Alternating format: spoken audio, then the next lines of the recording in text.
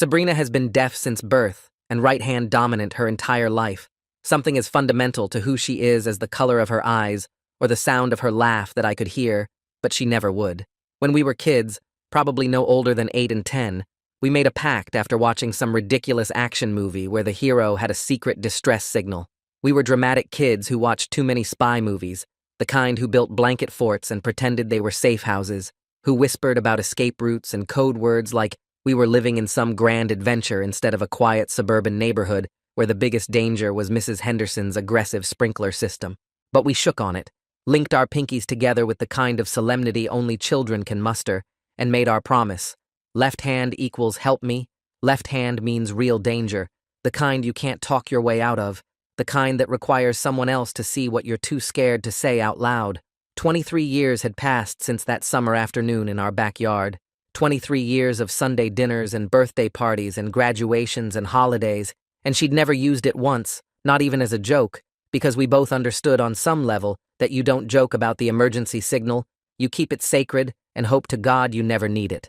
Every Sunday dinner would be at my parents' house, a tradition as reliable as the sunrise, where the table would groan under the weight of my mom's cooking, and the conversation would flow in a mixture of voices and hands, creating this beautiful chaos that was uniquely ours. Sabrina arrived with Brandon that particular Sunday, my childhood best friend, the guy I'd known since we were both gap-toothed kids, trading Pokemon cards at recess, the one everyone's favorite because he had this way of making you feel like you were the most important person in the room when he talked to you. He'd learned ASL to date her, spent months taking classes and practicing, and my parents called him their bonus son. With such genuine affection, it made my chest warm every time I heard it, made me think that maybe my best friend and my sister had found something real and lasting, something that would keep us all connected forever. At the table that night, though, something felt wrong in a way I couldn't quite articulate, like when you walk into a room and know someone was just arguing even though everyone's silent now. Sabrina barely ate, her fork pushing food around her plate in listless circles while the rest of us laughed and talked, while Brandon cut her food without asking, his knife scraping against the ceramic in this methodical, possessive way that made my stomach clench even though I couldn't explain why. She kept her eyes down the entire meal, her shoulders hunched forward like she was trying to make herself smaller, shrinking into herself in a way that was so unlike the Sabrina I knew, the one who'd always taken up space unapologetically, who'd never met an argument she wouldn't enthusiastically join.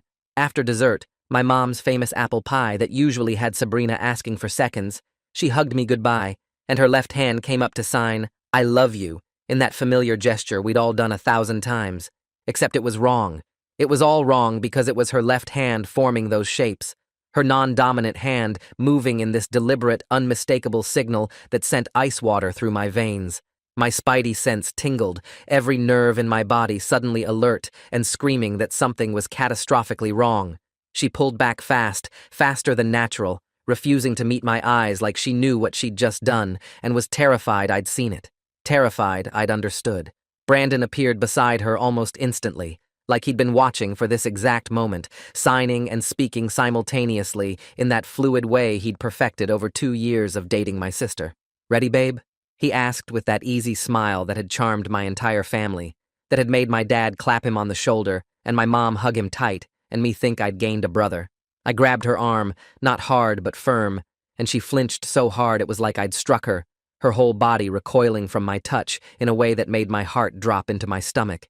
"Stay longer," I said, trying to keep my voice casual, even though my pulse was hammering in my ears, even though that childhood signal was blaring in my head like an alarm. Brandon laughed that easy laugh everyone trusted, the one that said he was the most reasonable person in any room, the one that had gotten him out of trouble our entire lives. 3 hours is enough, man," he said, and there was something in his tone, something just slightly off, that I might not have caught if I wasn't already looking for it. I looked directly at Sabrina, ignoring him completely, focusing all my attention on my sister, who seemed to be disappearing right in front of me. "Do you want to stay?"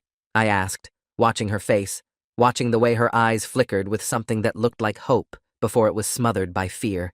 She glanced at Brandon first before shaking her head, and that one glance told me everything I needed to know. That one split second of checking for permission before answering a simple question screamed volumes in the silence. I didn't let go of her arm, my fingers gentle but insistent.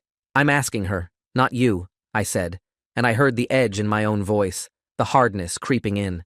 My dad walked over from the kitchen, wiping his hands on a dish towel, his expression already concerned because he could read the tension in the room like it was written in neon. "What's going on?" he asked, looking between us. Sabrina signed with her right hand, quick and defensive.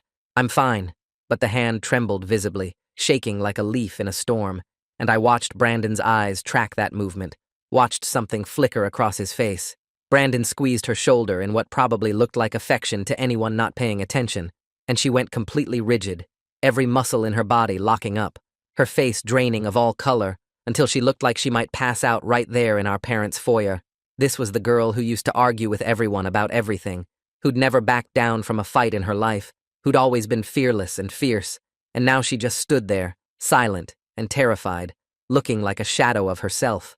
My mom appeared from the dining room, drawn by the commotion, her face already creased with worry. "What's happening?" she asked, but I couldn't look away from Sabrina, couldn't stop cataloging all the things I'd missed, all the signs I should have seen. I stared at my sister, really seeing her for the first time tonight, maybe for the first time in months. She'd lost 20 pounds, maybe more, her clothes hanging off her frame in a way that looked wrong, unhealthy. She wore long sleeves in July, in the middle of a heat wave when everyone else was in tank tops and shorts, the fabric pulled down past her wrists like she was hiding something. She had dark circles under her eyes, purple-black shadows that spoke of sleepless nights and stress, and her skin had this grayish tinge that made her look sick. "I need to talk to Sabrina alone," I said, and I was surprised by how steady my voice sounded when everything inside me was churning. My mom's face hardened instantly, her expression shifting to something protective and defensive. "After everything Brandon has done for this family?" she said, and I could hear the disbelief in her voice, the accusation that I was being unreasonable, ungrateful, crazy. Brandon held up his hands in that patient gesture everyone loved so much, that martyred tolerance that made him look like the reasonable one, like I was the problem. "Sabrina, do you want to talk to your brother alone?" he asked, and the question sounded so reasonable, so caring, except I watched him watch her, watched the way his eyes carried a message that his words didn't. Sabrina looked at him, then at me, then shook her head, and I knew she was too scared to say yes, too terrified of what would happen later if she agreed. "Show me your arms, Sabrina," I said, and my voice came out harder than I intended, desperate and demanding. The room went completely silent, everyone frozen in this tableau of confusion and tension, the air so thick you could choke on it. "Take off the sweater," I said, and I heard my mom gasp behind me. My dad stepped toward me, his hand reaching out like he was going to physically move me. "You don't get to demand anything," he said, his voice carrying that parental authority that had made me comply my whole life. "If everything's fine, she can show me," I said, holding my ground, planting my feet, and refusing to back down, even though I could feel everyone's anger and confusion pressing against me like a physical force. Brandon's voice stayed eerily calm, too calm, unnaturally smooth. "You're being crazy," he said, and the word was chosen deliberately, designed to make me doubt myself, to make everyone else doubt me. Sabrina turned to Brandon and signed something desperate and fast, her hands moving in frantic shapes I couldn't quite follow, and I saw the plea in her movement, the begging quality of it. He nodded slowly, deliberately, put his arm around her in what looked like comfort, but felt like possession, and started moving her toward the door with this gentle but inexorable pressure. I stepped in front of them, blocking their path, making myself an obstacle they couldn't ignore. "Sabrina, look at me," I said, and my voice cracked on her name. She did for just 1 second, just one horrible second where our eyes met, and in that second, I saw pure terror in her eyes, the kind of fear that makes your blood run cold, that makes you understand that you're looking at someone who is drowning and can't scream for help. Brandon pulled her faster toward the exit, his movements becoming more urgent, less careful about maintaining the facade. My dad's voice went hard and threatening, a tone I'd only heard a handful of times in my life. "Move. Now," he ordered, and I could feel the weight of his disapproval, could feel my mom's hands on my arm trying to pull me aside. "Not until Sabrina signs it herself," I said, refusing to budge even an inch, my body a wall between them and the door. "Not through Brandon," I added, because that felt important, crucial even, that she speak for herself, that her words come unfiltered and uninterpreted. Brandon was clearly losing his patience now, the mask slipping at the edges, his jaw clenched tight. "She did tell you, through me," he said, and there was an edge there now, something sharp cutting through the smoothness. Sabrina was crying now, silent tears streaming down her face, while my mom tried to pull me aside with increasing urgency, her voice rising with panic and anger. "You're upsetting her. Stop this right now," she pleaded. But I couldn't. I couldn't back down because 23 years ago I'd made a promise, and that left hand had been a signal, and I couldn't ignore it now. I planted my feet firmly in front of the door, not moving an inch, my body blocking the exit completely. "Sabrina, do you want to go home with Brandon? Sign it directly to me," I demanded, and I tried to make my voice gentle, tried to let her know she was safe, that I would protect her. Sabrina lifted her hands slowly, so slowly it was agonizing to watch, and started with her right hand, then froze completely, her hands suspended in midair like she'd been turned to stone. She looked at Brandon like she was asking for permission to continue, seeking approval for something as simple as answering a question, and that look made me want to punch something.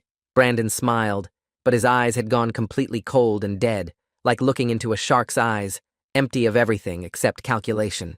"Go ahead, babe," he said, and the permission was a threat, a reminder of power and consequences.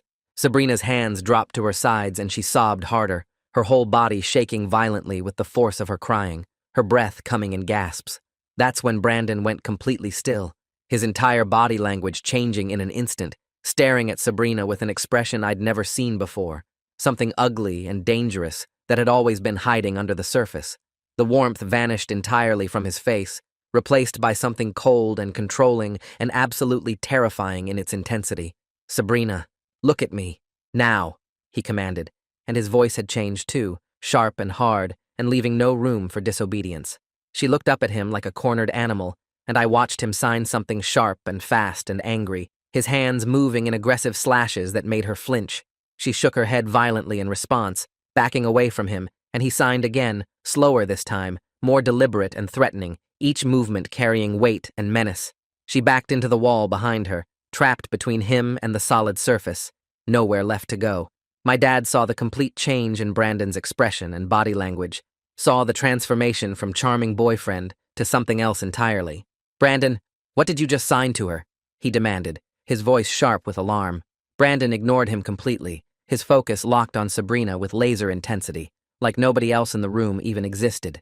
"We're leaving," he stated, and it wasn't a suggestion, it was an order, a command that expected compliance.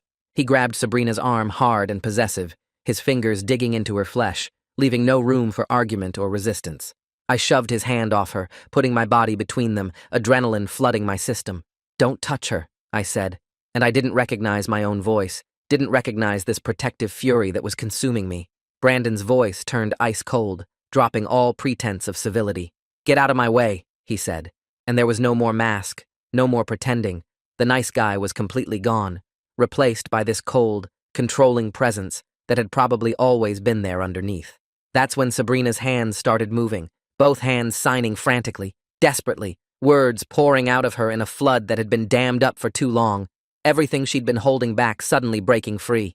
My mom gasped, her hand flying to her mouth, and started translating through tears, her voice breaking as she spoke the words Sabrina's hands were forming.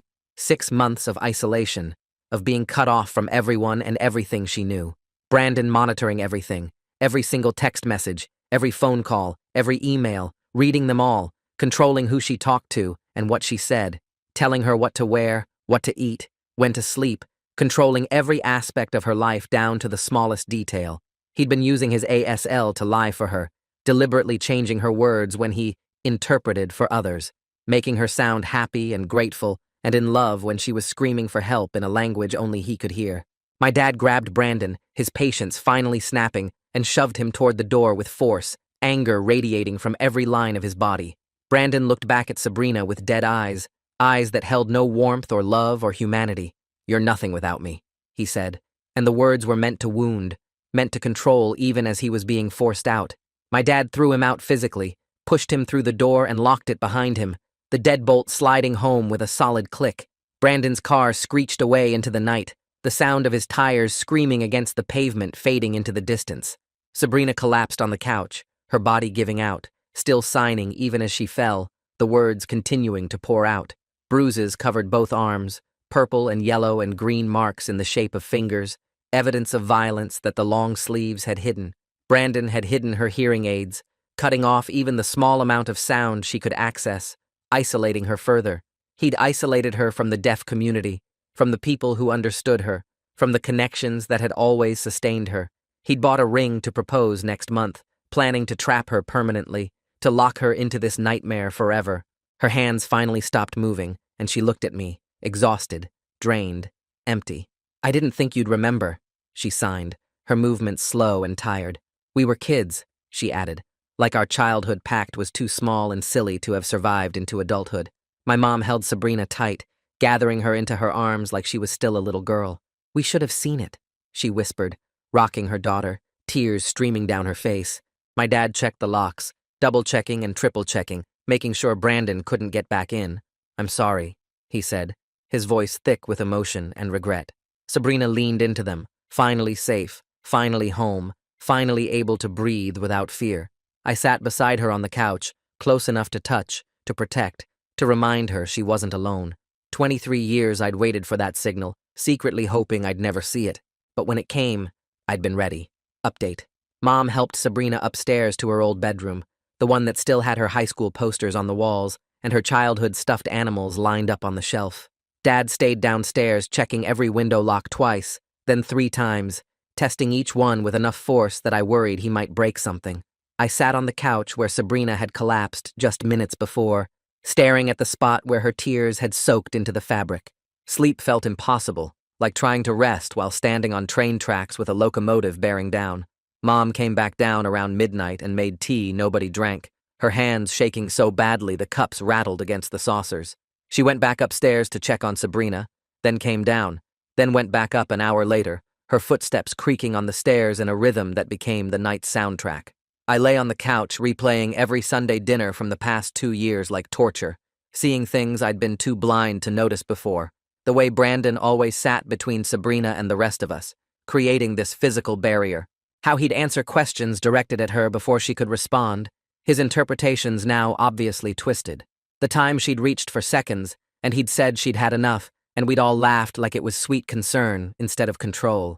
Her smile never reaching her eyes, her shoulders always hunched, making herself smaller and smaller until she'd nearly disappeared. Dad never left his post by the front door, sitting in the armchair Mom usually claimed, his phone in his lap like he expected Brandon to call or show up. Around 3 in the morning, I found him in the kitchen making coffee, his eyes red. Neither of us spoke, just stood there in the dark, drinking bitter coffee and failing to find words for the guilt crushing both of us. Morning came gray and cold despite the July heat, the kind of exhausted dawn that feels like the night never really ended. Sabrina emerged from her room wearing Mom's old pajamas, the fabric hanging loose on her frame in a way that made her look like a kid playing dress-up in adult clothes. Mom had made scrambled eggs and toast, Sabrina's favorite breakfast since childhood, but Sabrina just stared at the plate like she'd forgotten what food was for. Her hands shook so badly, she could barely hold the fork, the metal clattering against the ceramic every time she tried to lift it. She managed 2 bites before giving up, pushing the plate away with trembling fingers. We all sat there pretending to eat while actually just watching Sabrina, this horrible awareness settling over us, that family love wasn't enough to fix what Brandon had broken. She needed real help, professional help, people who understood trauma and abuse and how to put someone back together when they'd been systematically destroyed. I excused myself while Sabrina was in the shower, taking my phone into the backyard where our childhood fort used to stand. The domestic violence hotline number came up first in my search, and I called before I could overthink it. The advocate who answered had this calm, steady voice that made me want to cry, like finally talking to someone who understood. She asked questions I hadn't known to consider, about Sabrina's safety and Brandon's patterns, and whether he had access to weapons. Then she said she knew someone who specialized in working with deaf survivors, a guy named Declan Rivers, who ran programs at the local advocacy center. She could connect me right now if I wanted, and I said yes so fast the word came out like a gasp. Declan picked up on the second ring, his voice carrying this relief when I described getting Sabrina out, like he'd been waiting for this exact call. He said he could meet us that afternoon at 2, that we'd done the right thing, that the hardest part was often just getting the victim away from the abuser. I hung up feeling like we'd finally found someone who knew how to navigate what came next, someone with a map for this nightmare we'd stumbled into. At 11 that morning, we drove Sabrina to Dr. Patterson's office, our family doctor who'd known Sabrina since birth. Dad had called ahead explaining the situation, and Dr. Patterson cleared her schedule to see us immediately. The waiting room felt too bright, too normal. Magazines about gardening and healthy recipes like the world outside wasn't full of people hurting each other. Dr. Patterson was gentle when she called Sabrina back, explaining through Mom's interpretation that she needed to document everything for legal purposes, that photographs and medical records could be crucial evidence. Sabrina nodded and followed her into the exam room, Mom going with her while Dad and I stayed in the waiting room. We sat in those uncomfortable plastic chairs, not talking, both of us struggling with rage that had nowhere useful to go. Through the closed door, we could hear Sabrina crying, these quiet sobs that somehow hurt worse than screaming would have. Dr. Patterson took photos of bruises on both arms, her ribs, her back, all the places long sleeves and baggy clothes had hidden. Some were fresh, purple and tender, while others had faded to yellow and green, proof this had been going on for months. The exam took 40 minutes that felt like hours, and when they came out, Mom's eyes were swollen from crying, and Sabrina looked hollowed out, like the documentation had cost her something vital. Dr. Patterson handed Mom a thick folder of records and photos, her expression tight with anger she was trying to keep professional. My phone started buzzing around noon, Brandon's name lighting up the screen with texts that came in rapid succession. The first one said he loved Sabrina and he was sorry, that he'd made mistakes, but they could work through this. 20 minutes later, another text came through saying Sabrina was nothing without him and I was going to regret turning her against him. Then another apology, then another threat, this wild swing between begging and menacing that showed exactly how unstable he'd become. I showed Dad, who immediately called our phone carrier and got us all new numbers while I took screenshots of every message for evidence. The advocacy center was a low brick building near downtown, the kind of place you'd drive past 100 times without noticing. Declan met us in the lobby, a tall guy maybe in his 40s with kind eyes and this immediate competence that made me trust him.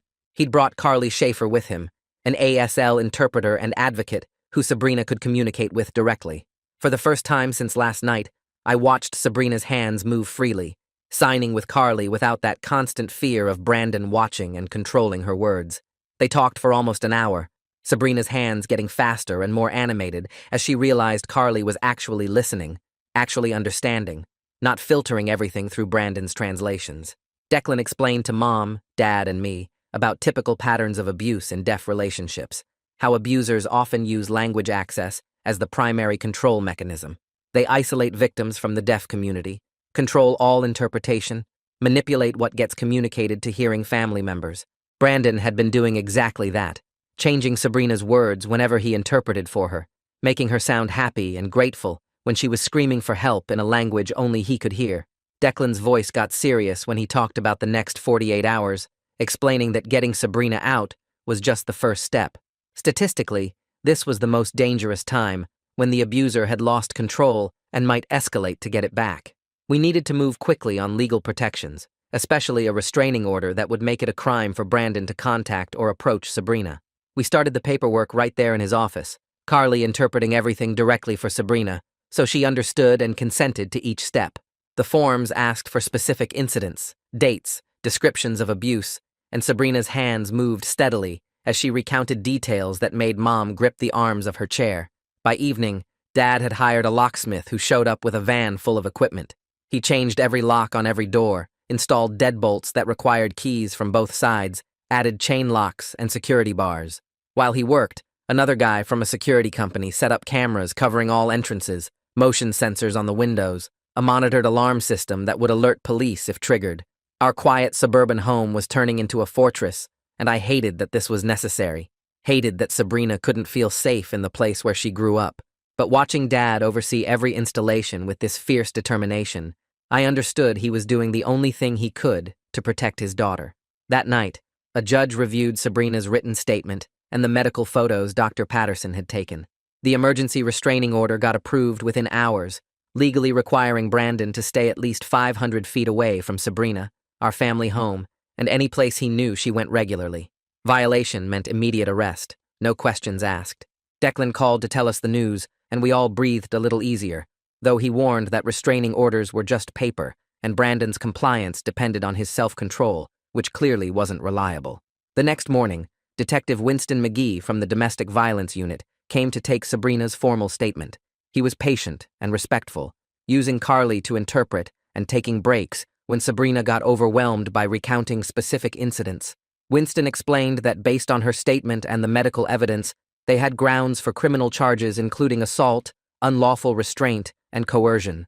If convicted, Brandon could face actual jail time, years behind bars for what he'd done. The interview took 3 hours, Winston asking detailed questions about dates and times and specific acts of violence or control, building a case brick by brick.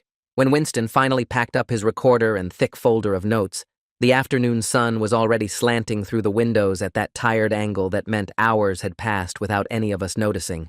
He shook Dad's hand at the door and told us someone from the prosecutor's office would be in touch soon about pressing formal charges, that the evidence was strong enough to make Brandon face real consequences. We all nodded like we understood what that meant, but really, we were just exhausted, wrung out from 3 hours of recounting every horrible thing Brandon had done.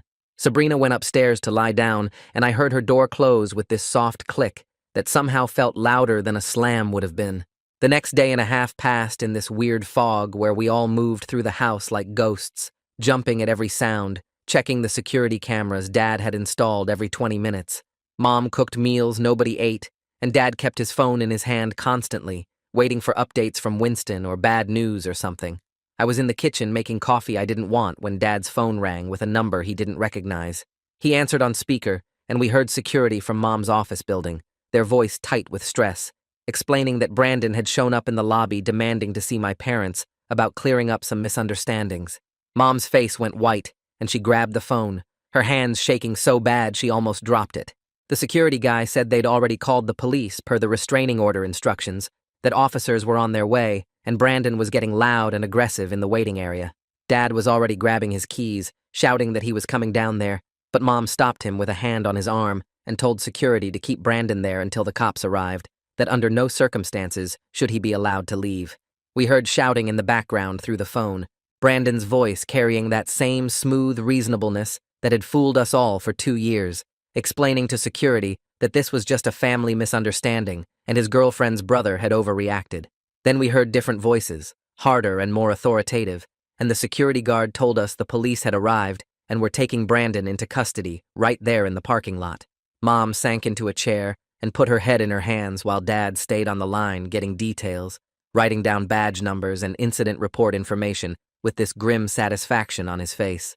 Winston called an hour later to confirm Brandon had been arrested for violating the restraining order and was spending the night in county jail. His parents could bail him out in the morning, but the violation would be added to his criminal case. And Winston's voice actually sounded pleased when he explained this was good for us, that it showed the judge Brandon was dangerous and wouldn't follow court orders even when his freedom depended on it. I went upstairs to tell Sabrina and found her sitting on her bed staring at her phone, and when I signed the news, her whole body seemed to unclench like she'd been holding her breath since yesterday. That night, while Brandon sat in a jail cell probably plotting his next move, Sabrina came downstairs with her laptop and asked if Carly could come over to help her with something. Carly arrived within an hour, her face serious but warm and settled next to Sabrina on the couch while they pulled up Facebook and Instagram on the laptop screen. Sabrina's hands moved in quick, nervous signs as she explained she wanted to reach out to friends in the deaf community she hadn't been allowed to contact in over a year, people Brandon had systematically cut her off from by monitoring every message and controlling every interaction. Carly nodded and started helping her compose messages, and I watched from the kitchen as Sabrina typed and deleted and typed again, her fingers hesitant over keys she used to fly across. The first message went out to a woman named Jessica, who Sabrina had known since college, a simple explanation that she'd been in a bad relationship, but was out now and wanted to reconnect. The response came back in less than 5 minutes, a flood of relief and worry and love that made Sabrina start crying. Then another message, and another, and suddenly Sabrina's phone was buzzing constantly with responses from dozens of people who'd been worried sick about her isolation and Brandon's controlling behavior, but hadn't known how to intervene. Women wrote long messages about noticing how Brandon always answered for Sabrina, how he'd made excuses for why she couldn't attend deaf community events, how something had felt wrong, but they doubted their instincts.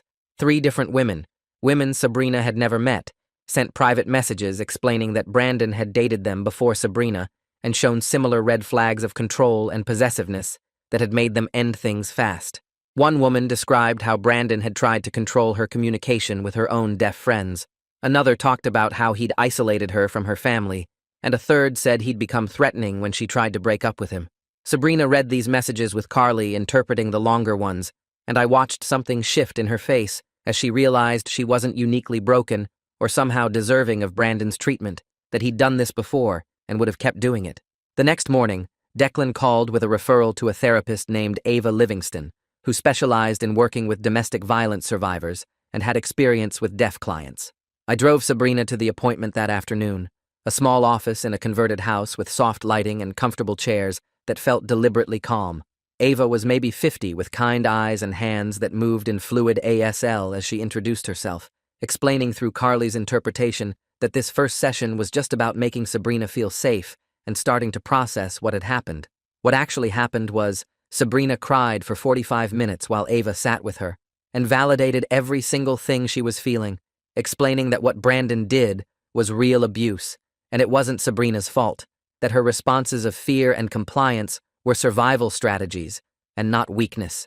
Ava's voice stayed steady and warm as Carly interpreted, telling Sabrina that her brain had done exactly what it needed to do to keep her alive in a dangerous situation, that freezing and appeasing an abuser were smart responses and not character flaws. Sabrina signed questions between sobs about why she hadn't left sooner, why she'd let it go on so long, and Ava explained how abusers systematically break down their victims' ability to trust their own perceptions and seek help. By the end of the session, Sabrina looked wrung out, but somehow lighter, like crying had released pressure that had been building for months. I drove her home in silence, grateful to have this concrete way to help, even if it was just playing chauffeur twice a week. We set up a schedule for appointments every Tuesday and Friday afternoon, and I cleared my calendar without hesitation, because there was nowhere else I'd rather be than making sure my sister got to therapy. 2 weeks crawled by with a new routine of therapy appointments, Sunday dinners at our parents' house where Sabrina was actually present, instead of just physically there, and slowly reconnecting with the deaf community through video calls and careful in-person meetups. Then Mom's phone rang one evening while we were all watching a movie together, and she looked at the screen with this expression of disbelief before declining the call. It rang again immediately, and she declined again, but the third time Dad took the phone and answered with a sharp hello that made us all tense up. Brandon's mother's voice came through loud enough for all of us to hear, asking in this syrupy, sweet tone if we could all meet as families to work things out and move past this unfortunate misunderstanding. Mom grabbed the phone back and said no in this flat, hard voice I'd never heard from her before. Brandon's mother's tone changed instantly, getting sharp and accusing, insisting their son had made some mistakes, but Sabrina was overreacting and destroying a good man's reputation over relationship problems that should have stayed private. Mom's hands started shaking so bad she almost dropped the phone, and she told Brandon's mother that her son had beaten and isolated and controlled her daughter for months, that he'd violated a restraining order and been arrested, that there would be no family meeting now or ever. Brandon's father got on the line then, his voice booming about how we'd turned Sabrina against Brandon and poisoned her mind, how their son had learned a whole language for her, and this was how we repaid his devotion. Dad took the phone and told them both to never contact our family again, that if they called back, he'd report it as harassment, and hung up while they were still sputtering protests. Mom sat down hard on the couch, her whole body trembling with rage, and Dad had to physically hold her back from calling them right back to explain in graphic detail exactly what their good man had done to our daughter. The next morning, my phone started buzzing with texts from people I hadn't talked to in months, mutual friends from high school asking if I'd seen Brandon's Facebook posts. I opened the app with dread pooling in my stomach and found a long post from Brandon painting himself as the victim of a vindictive ex and her crazy family who wouldn't let him explain his side. He wrote about learning ASL to communicate with the love of his life, about how devoted he'd been for 2 years, about how one misunderstanding at a family dinner had spiraled into false accusations and a restraining order he didn't deserve. The post had dozens of comments from people who didn't know the full story, people saying they couldn't believe this about Brandon, that he'd always been such a nice guy, that there were always 2 sides to every story. Several mutual friends messaged me directly asking for both sides, and some of them seemed to actually believe Brandon's version, where he was the devoted boyfriend learning ASL, and Sabrina's family had turned her against him for no reason. I showed Sabrina the posts when she came downstairs and watched her face go gray as she read through the comments, her hands starting to shake as she saw people she'd known for years questioning whether the abuse had really happened. She had a full panic attack right there at the kitchen table, hyperventilating and signing frantically that everyone would believe him and she'd lose her entire social circle, that maybe she had overreacted, and Brandon was right, that she was nothing without him.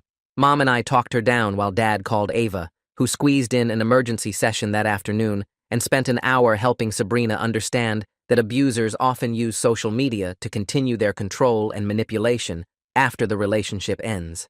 A few days later, Carly called to tell us about a support group for deaf domestic violence survivors that met weekly at the Advocacy Center and asked if Sabrina might be interested in attending. Sabrina was nervous about going, signing to Carly that she didn't want to talk about Brandon with strangers, but Carly explained she could just listen the first time if she wanted, that sometimes hearing other people's stories helped survivors feel less alone. I drove Sabrina to the meeting that Thursday evening and waited in the lobby while she went into a room with 6 other deaf women and 2 facilitators. She was in there for 2 hours, and when she came out, she looked lighter than I'd seen her in months, her hands moving in rapid signs to Carly, who'd offered to stick around after the meeting. They stood in the parking lot signing back and forth for another 20 minutes, while I waited by the car, and when Sabrina finally got in, she was actually smiling, explaining that she'd met other women who understood exactly what she'd experienced, who'd dealt with abusers using ASL to control and isolate them, who knew what it felt like to be trapped in silence.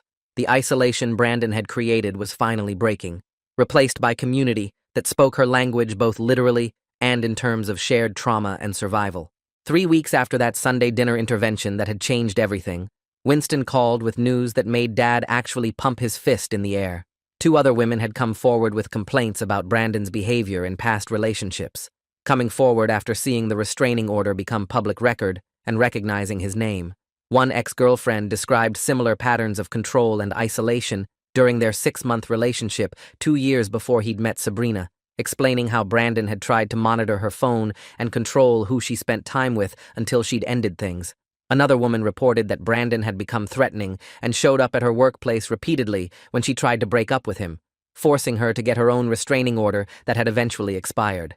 Winston connected us with the prosecutor handling the case, a guy named Ryan Chamberlain, who had this intensity in his voice. When he explained that pattern evidence significantly strengthened the case against Brandon, and he was moving forward with formal charges of assault, stalking, and unlawful restraint. Ryan said having multiple victims showing the same pattern of behavior made it much harder for Brandon's lawyer to claim this was just a misunderstanding or relationship dispute, that it established Brandon as someone who systematically abused romantic partners. The preliminary steps would take a few weeks, but Ryan was confident about getting a conviction that would put Brandon behind bars for real time. Brandon's criminal arraignment happened on a cold morning in early October, and Sabrina chose to attend with our whole family and Carly for support. We sat in the courthouse waiting area for an hour before Brandon was brought in, wearing clothes his parents must have brought him, looking smaller somehow without his usual charm turned on. His lawyer, some guy in an expensive suit his parents had probably mortgaged their house to afford, entered a not guilty plea in this bored voice, like this was just another Tuesday for him. I felt Sabrina tense beside me when Brandon's eyes swept the courtroom and landed on her, that same cold calculation in his gaze that I'd seen the night we threw him out. Ryan Chamberlain stood up and argued for high bail, given the restraining order violation and pattern of behavior with multiple victims, his voice carrying weight and authority that made the judge actually listen. Brandon's lawyer tried to argue his client was a respected member of the community with no prior record, but Ryan shot back with details about the workplace violation and the 2 other women who'd filed complaints. The judge set bail at $50,000, and I watched Brandon's parents in the front row realize they'd have to put up their house to get him out, saw his mother crying, and his father's face going red with anger directed at us instead of at his son. 2 weeks later, the preliminary hearing required Sabrina to testify about specific incidents of abuse, while Brandon sat 20 feet away with his lawyer taking notes. Carly stood beside Sabrina, interpreting every word she signed, and I watched my sister find strength I didn't know she still had, as she described being locked in their apartment for days at a time, having her hearing aids hidden. So she couldn't even access the small amount of sound she normally could, being told she was worthless and would never survive in the hearing world without Brandon's help navigating it. Her hands shook at first, but grew steadier as she signed about the bruises and the isolation, and the way Brandon had deliberately mistranslated her words to others to make her seem happy and grateful. Brandon's lawyer tried to ask questions that made it sound like normal relationship conflicts, but Ryan objected to almost everyone, and the judge sustained most of them.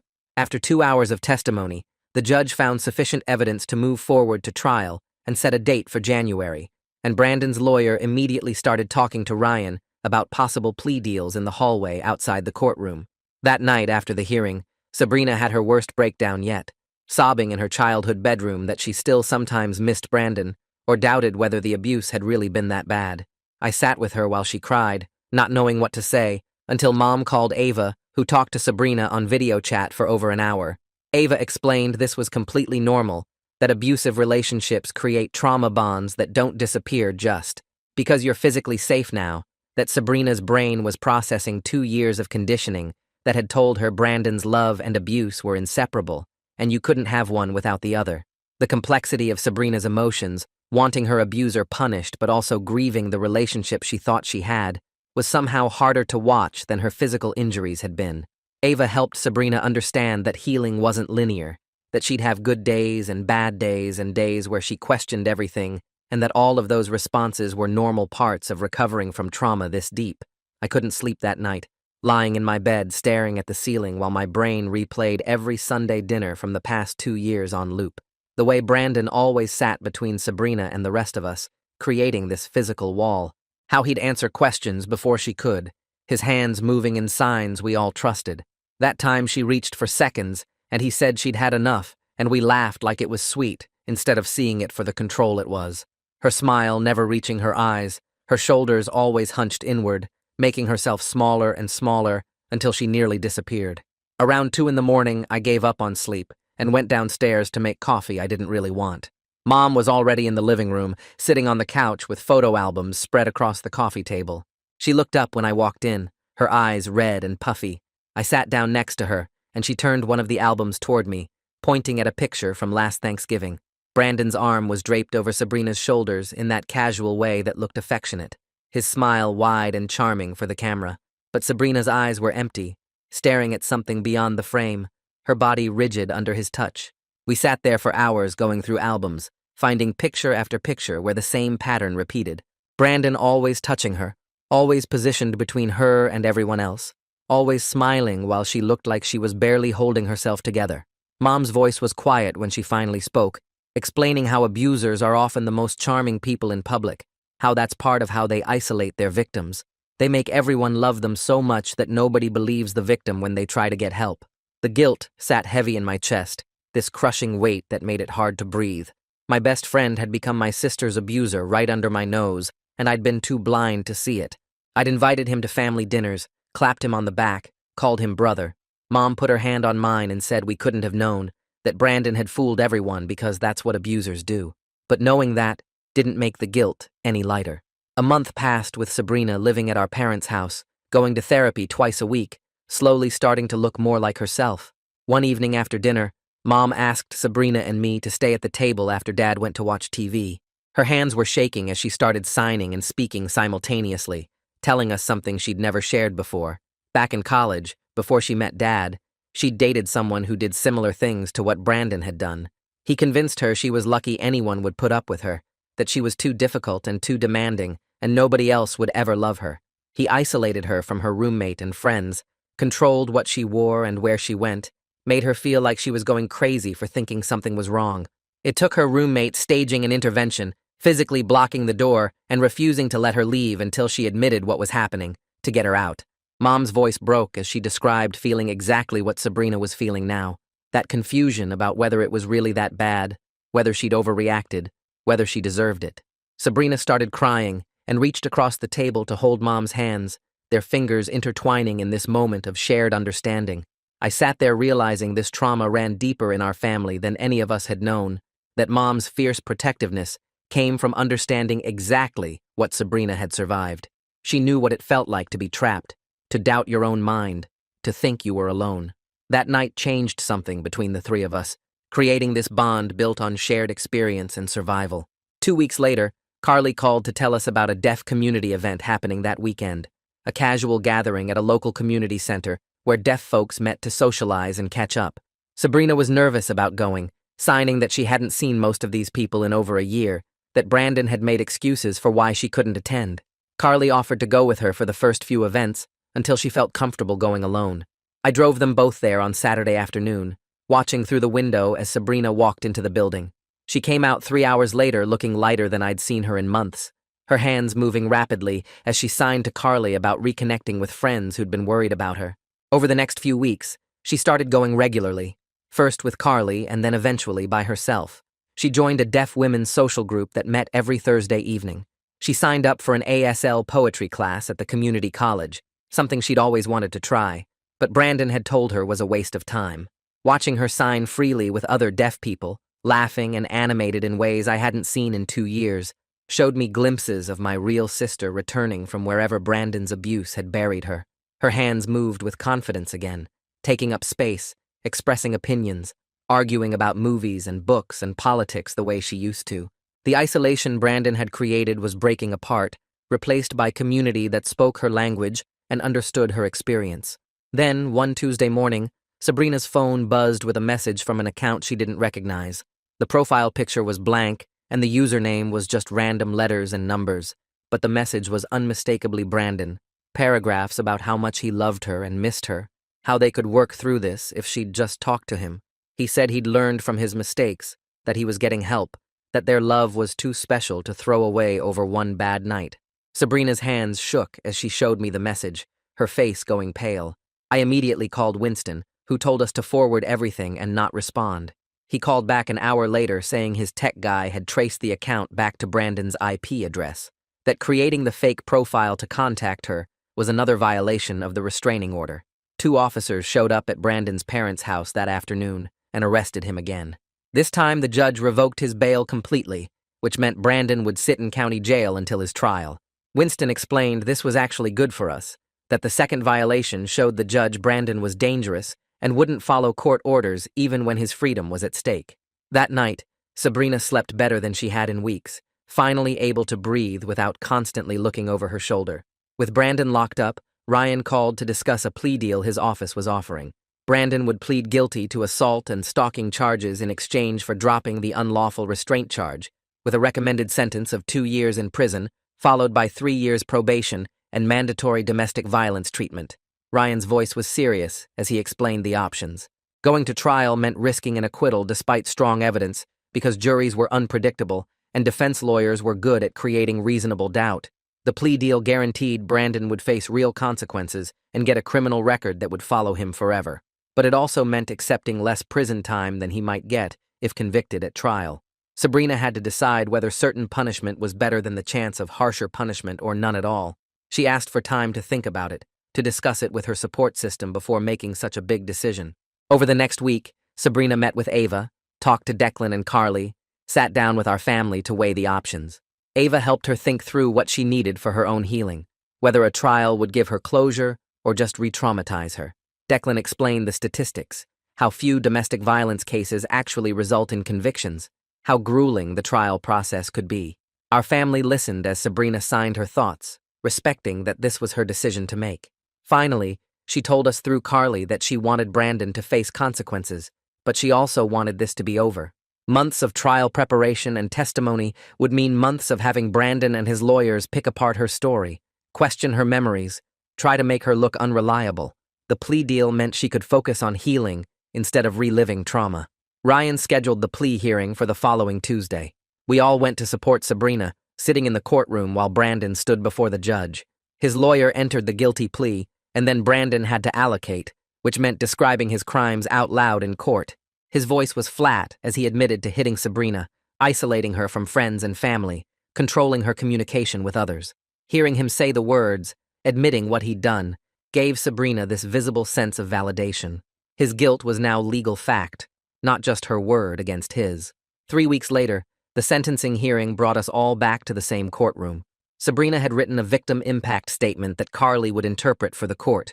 She stood at the podium with Carly beside her, her hands moving in careful, deliberate signs as she described how Brandon's abuse had affected every part of her life. She talked about losing herself, losing her community, losing the ability to trust her own thoughts and feelings. She described the long road of recovery she was still walking, how some days she still struggled to make simple decisions because Brandon had controlled everything for so long. Her hands moved faster as she explained how he'd used her deafness against her, weaponizing the very language that should have connected them. The judge listened carefully, watching Carly's interpretation, his expression growing more serious with each sentence. When Sabrina finished, he thanked her for her courage in speaking. Then he turned to Brandon and sentenced him to the full 2 years in prison plus 3 years probation, ordering him to have no contact with Sabrina for 10 years after his release. The gavel came down with this final, decisive sound that felt like closing a door that had been stuck open. Walking out of the courthouse that day, Sabrina seemed to stand a little taller. That night at our parents' house, she brought up something she'd been thinking about. She wanted to move into her own apartment instead of staying with Mom and Dad. Ava supported the idea when Sabrina brought it up in therapy, explaining it was an important step toward reclaiming independence. We were all nervous about her living alone after everything, but Sabrina insisted she needed to prove to herself that she could be independent without Brandon and without us hovering. Part of healing was trusting herself to be safe, making her own choices, controlling her own space. Mom looked worried but nodded, understanding that holding on too tight would just be another form of control. We spent the next 2 months apartment hunting together every weekend. Sabrina had specific requirements based on what Ava and Declan had suggested. Good security with cameras and locked entry, close to the deaf community center where her support network was, near enough to our parents that family support was available, but not so close that we'd be tempted to drop by constantly. We looked at maybe 15 places before finding the right one, a second-floor unit in a building with a security system and an attentive property manager. The lease signing felt momentous, Sabrina's hand steady as she wrote her name. Dad spent an entire weekend installing extra locks and a security system connected to his phone. Mom filled the kitchen with groceries and cooking supplies. I helped Sabrina paint the walls colors she chose herself after 2 years of Brandon deciding everything. She picked a soft blue for the bedroom and warm yellow for the living room, colors that made the space feel bright and welcoming. Watching her make decisions about furniture and decorations, seeing her personality emerge in her space, felt like watching someone come back to life. She agonized over curtains and debated between different coffee tables and rearranged the furniture 3 times until it felt right. 4 months after that Sunday dinner intervention, Sabrina moved into her apartment on a bright Saturday morning. We kept the housewarming small, just family and a few close deaf friends from the community center. People brought food and helped arrange furniture and signed conversations that filled the space with warmth. Sabrina gave us all keys, but asked that we call before coming over because she needed to practice having boundaries and controlling her own space. Mom looked like she wanted to protest, but Dad squeezed her hand, and they both nodded, understanding this was important. That night, after everyone left, Sabrina video called to show us she was okay. Her hands moved in excited signs as she walked us through each room, showing off the decorations and the view from her window. She signed that it was scary, but also exciting to be alone in a space that was entirely hers, where no one was monitoring or controlling her. For the first time in 2 years, she could make every single decision about her own life, from what time she woke up to what she ate for dinner, to whether she wanted to stay up late reading. The apartment was more than just a place to live. It was proof that she could survive, that she could build a life beyond what Brandon had tried to destroy. 2 weeks after Sabrina moved into her apartment, she invited us over for Sunday dinner, the first one she'd cook herself in her own kitchen. Mom looked nervous about letting go of the tradition, but smiled when Sabrina signed that she wanted to try hosting, that it felt important to do this herself. We arrived to find her apartment smelling like garlic and herbs, the kitchen counter covered with ingredients she'd chosen at the grocery store without anyone telling her what to buy or how much to spend. She'd gained back maybe 15 pounds since that night 4 months ago, her face fuller and healthier looking, her arms no longer hidden under long sleeves but bare in a tank top she'd picked out herself. Her style had changed completely, brighter colors and patterns that Brandon never would have let her wear, clothes that fit her body instead of hanging loose to hide bruises that didn't exist anymore. She laughed while cooking, signing jokes to Carly who'd come along to help interpret, her hands moving with confidence and speed I hadn't seen in years. We sat around her small dining table eating pasta she'd made from scratch, and nobody mentioned Brandon's name, because Ava had told us to follow Sabrina's lead, to let her control when and how she talked about her trauma, instead of making it the center of every conversation. Dad asked about her job search, and Mom complimented the apartment decorations, and I helped clear plates. While Sabrina signed about maybe adopting a cat from the shelter, just normal family dinner talk that felt like the most important thing in the world after months of crisis and court dates and police reports. 6 months after that Sunday intervention, Sabrina video called me with news that made her hands shake with excitement rather than fear. She'd applied to go back to college to finish her degree in deaf education, the one she'd abandoned 2 years ago when Brandon convinced her she wasn't smart enough to be a teacher, that she'd just embarrass herself trying. The acceptance letter had arrived that morning, and she held it up to the camera, her smile so wide I could see it even through the pixelated video. She started classes in January and threw herself into studying with intensity that surprised all of us, her apartment filling up with textbooks and notebooks covered in scribbled notes. I'd stop by sometimes to find her at the kitchen table surrounded by papers, signing complaints about impossible assignments or professors who talked too fast, normal college student stress that felt like the best thing I'd ever witnessed. She celebrated her first A with ice cream and called Mom crying happy tears. When she passed a test, she'd been terrified of failing, building a life that had nothing to do with survival and everything to do with the future she was creating for herself. 3 months later, 9 months after Brandon went to prison, Sabrina mentioned she'd been talking to someone from the community center, a guy named Marcus, who knew about her past and still wanted to get to know her. Mom's face went tight with worry, but Sabrina signed that Ava said it was healthy to date again when she felt ready, that Marcus was patient and respectful and understood boundaries. We met him at Sunday dinner at Sabrina's apartment 2 weeks later, and the difference from Brandon was so clear it almost hurt to see. Marcus signed directly with Sabrina as an equal, their hands moving back and forth in rapid conversation we couldn't follow without Carly's help, neither one controlling or dominating the exchange. He asked Sabrina what she wanted to eat, what movie she wanted to watch, what time worked best for her, actually asking instead of deciding for her the way Brandon always had. When Sabrina signed that she was getting tired around 9, Marcus immediately stood up and thanked us for dinner, leaving without pressure or guilt or trying to convince her to let him stay longer. Sabrina walked him to the door and came back glowing in a way I'd never seen with Brandon, a happiness that came from being respected rather than controlled, from choosing someone who saw her as a whole person instead of something to possess. On the 1-year anniversary of that Sunday intervention, Sabrina asked me to meet her somewhere specific, and when I pulled up, I realized we were at our parents' old house, the backyard where we'd made that childhood pact 23 years ago. She was already there, sitting in the grass near where our blanket fort used to stand, and when I sat down beside her, she signed that she wanted to renew our promise, but make it better. She explained through slow, careful signs that she'd learned in therapy that the signal had saved her life, but she also needed to practice asking for help directly, using her words instead of hiding behind secret codes. I promised to trust her judgment about when she needed support while staying alert anyway, because that's what the promise had always meant, and we linked pinkies the way we had as kids. This time, we were both crying, understanding the weight of promises to protect each other in ways our younger selves couldn't have imagined, knowing that some promises get heavier with time instead of lighter.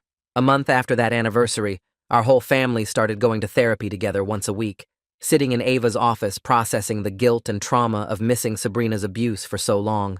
The sessions were brutal, Mom crying about all the Sunday dinners where she'd praised Brandon while Sabrina suffered, Dad struggling with rage at himself for not seeing through the charm to the monster underneath.